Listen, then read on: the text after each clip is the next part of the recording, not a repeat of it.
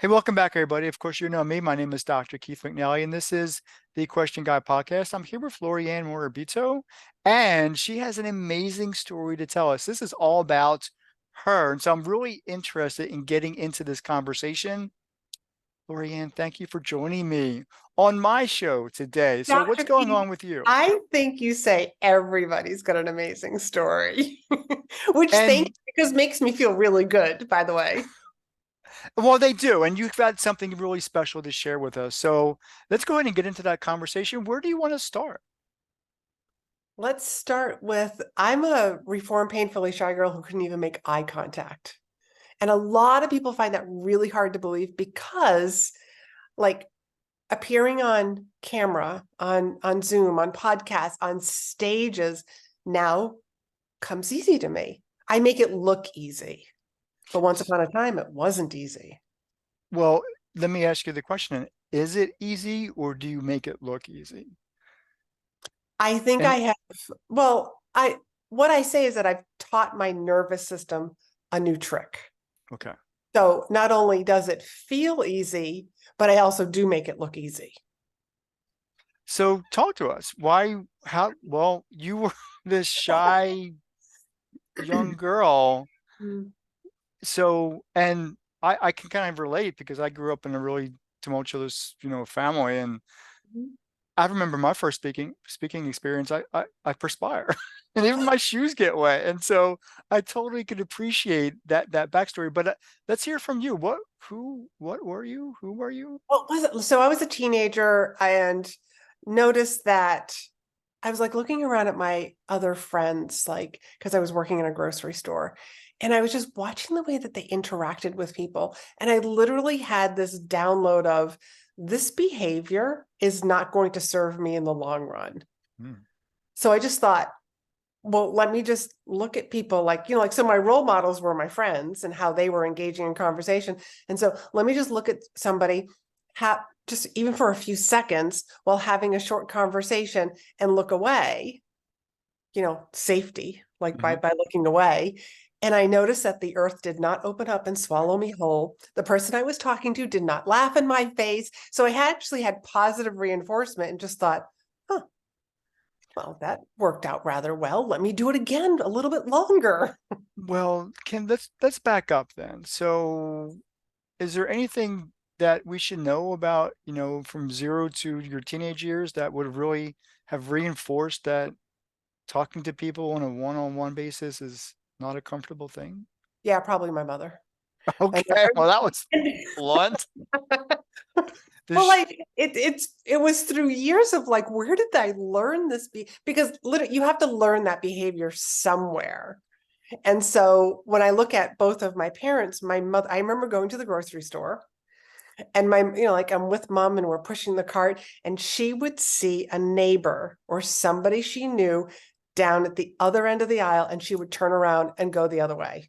oh, My mother's bipolar. She was afraid of people. So that was her way of dealing with her mental blocks. mhm. And so me as a little kid, not asking questions like, Mom, like that's like our neighbor. I was just like, oh, that's what you're supposed to do. Okay. So you So grew up not just in a sense not wanting, literally trying to avoid people. I mean, that was, I guess, what you're trying to do, avoid them at all costs. yeah, avoid them, not be seen. And by the way, I'm 5'10". Put a pair of heels on me and I'm about 6 feet tall. I'm pretty hard to miss. So you were working, you were a cashier, and this is when there Yes. were cashiers in the day. Thanks for that. Well, I appreciate that So, because yes. well, you're going to make this conversation really difficult. No, no, I still appreciate that. I still walk up to the cashier because I want to help them keep their job. Yeah, and I say the same thing too. I said I Yeah, don't want to go to that machine over there. yeah.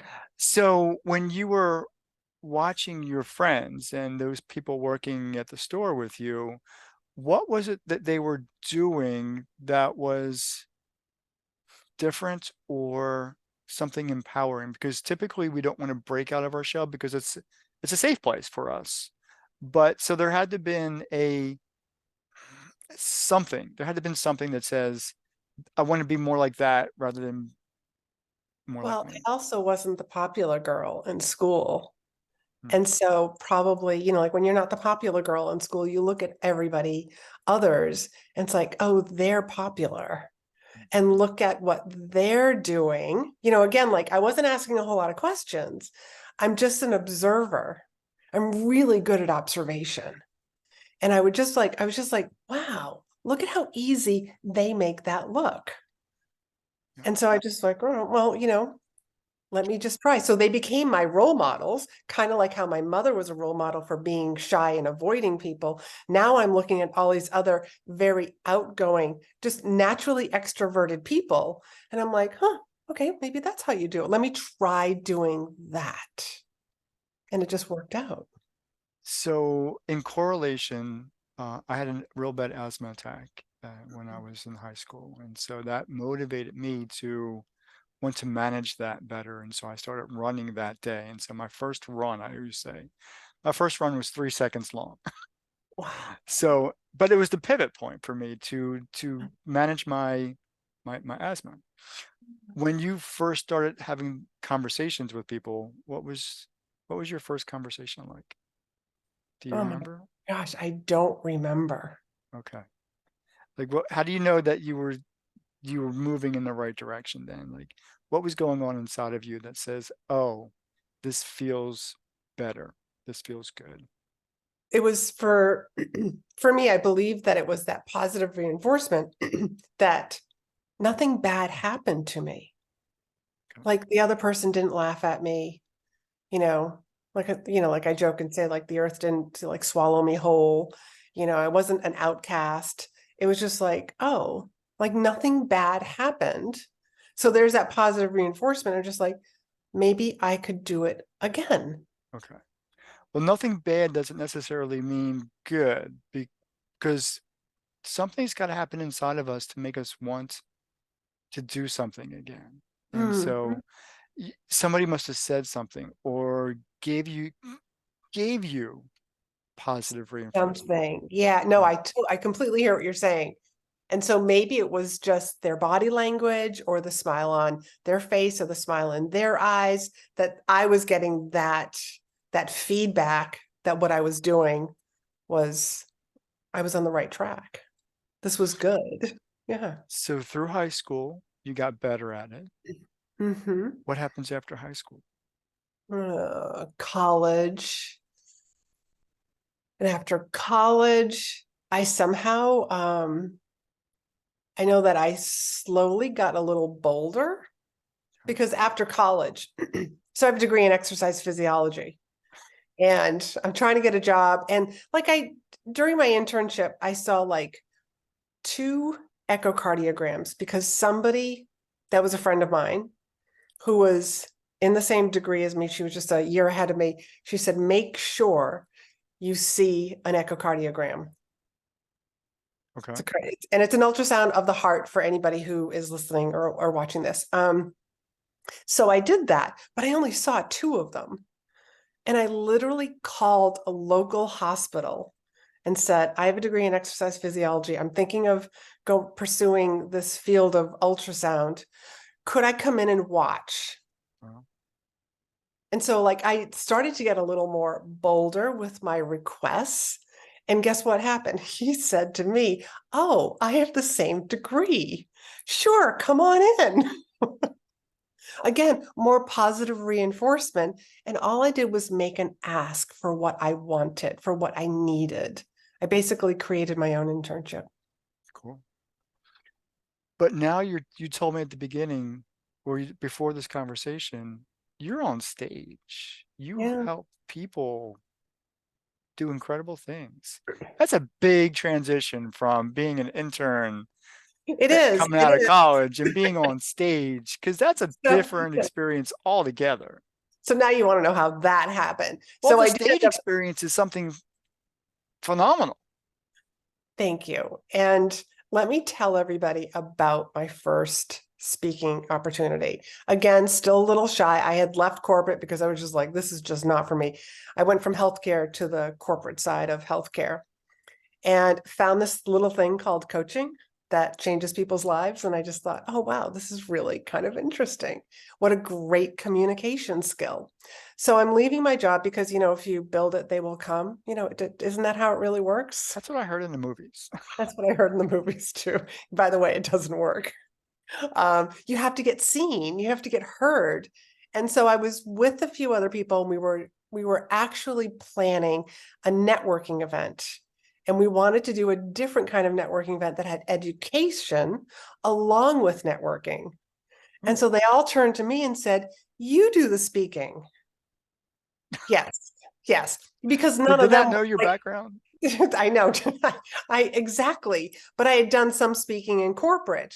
And so I'm shaking my head, yes. And inside, I'm thinking, I'm not a speaker. Why me?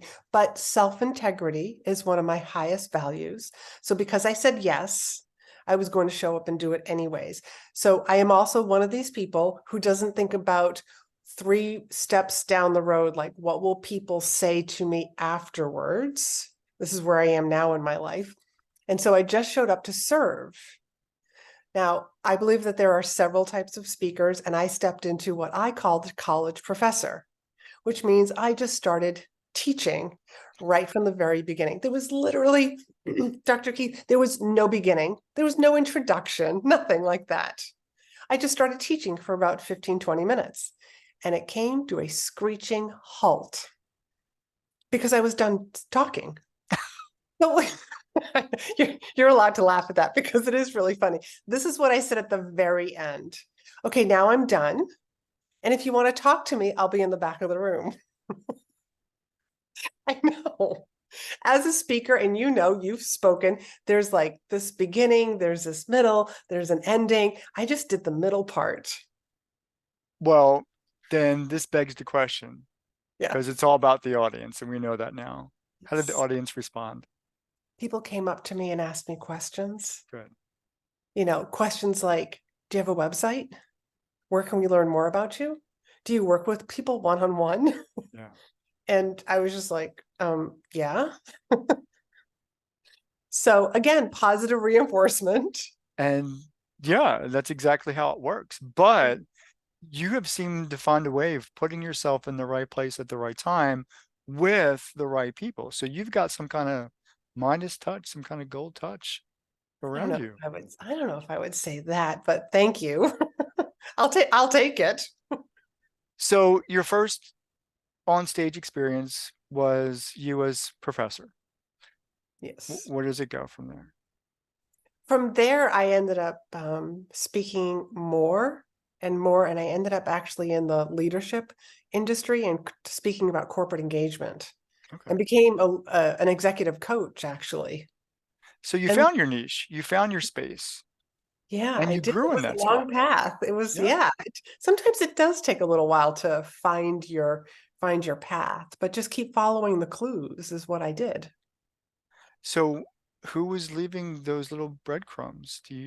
Was there somebody out there? I think you Or just like, what are you interested in? okay. And then the different opportunities that showed up, like, hey, could you speak here? Could you speak on this topic? It's like, oh, okay, yeah, sure. You Cool. just keep saying yes sometimes. So with all that experience, Hmm. corporate, non-corporate, stage, coaching, what are you doing? What are you doing to help people reach that same catharsis? What is the word I'm looking for? That same breakthrough? That same breakthrough. Because Um, people want to have those breakthroughs, and there's always something. There's always a wall or an obstacle or something that prevents them from moving forward. Now, I call it the lack of permission, and my talk is on permission. It usually takes somebody from the outside to say, you can do this. mm, Are, are you that coach that says to other people, that you can do you this. can do Yes. this? Yeah. And sometimes I just, like one exercise is just to like start speaking. And I don't mean like necessarily on stages, because you can go on Instagram and do a story. You can do a Facebook Live and just start sharing stuff about your life, about your day, a tip. how you've overcome something. And sometimes it's just like those baby steps. And one of my clients that's in one of my programs, I mean, she was deathly afraid to go live on Facebook. Oh, And she just kind of shared with me, she's like, I did it. She goes, and it wasn't as scary as I thought it was gonna be. I said, and isn't it great that you can always hit delete afterwards? yeah. If you really didn't like it, you really can hit delete. Yeah. And so her experience was that breakthrough. She gave herself, well, you gave her permission, and she gave herself the okay to walk into that very scary space. Mm. But that scary space remains scary for a while until we do it again and again and again. How do you help people walk that path? And it's something else I talk about in my book. Because there's a path to be walked. There's a journey to be had. Because it just doesn't, you just don't flip a coin and you're all that. You have Right, to walk, right. there's a process. I think it's when we step into our service mode. Okay. Because when we're of service to somebody, like we're not in our heads thinking about all the different things, all that, all that negative chatter. Who are you to be speaking? No one's going to be listening to you. No one's watching this Facebook Live right now, anyways. But when you just come from this place of service, I am here to leave this world a better place. If I share my story and I help one person, I know it sounds so cliche, but that is getting into your service mode. And when we get into our service mode, I believe that that's when the very best parts of us come out. And That's that's exactly what she did just the other day, and was like, wow, wasn't that scary? It wasn't that bad. And she was like, and I'm like, well, are you going to do it again? She goes, I think so. good. That's good. And Yeah. so now you are a coach. You're a speaker coach, or I want to Yeah, get that. I call myself like a speaking coach, speaking strategist. I help people craft presentations that are both compelling, captivating, and most importantly, converting so that they can share what they do. They can share their message, they can share their story in front of audiences, and either build their personal brand, help them get promoted, or even help them build their business. No, I need to hire you. We'll talk later. That sounds great. Yeah. So for those who are watching, listening to our conversation and really are now inspired, and I usually give this little story about, walking over hot burning coals Hmm. and in a retreat. And I've, that's, I've done that, by the way. well, that takes a lot of guts, but it also takes some mental energies to make that happen. Hmm. How, what would you tell somebody today who's watching, listening, that permission, you can do this. It just takes, what does it take? It just takes, what does it take?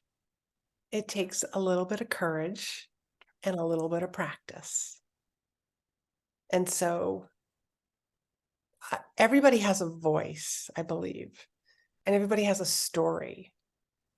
And your story needs to be told because there's somebody who needs to hear it.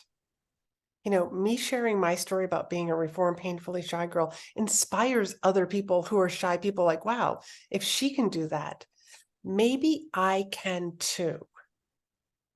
And then they try something, even if it's just raising your hand at a meeting and asking a thoughtful question. And if it's a virtual meeting, it's raising your hand and just, again, like just, they say, hey, Dr. Keith, like you're unmuted, go on, ask your question, that you just ask your question.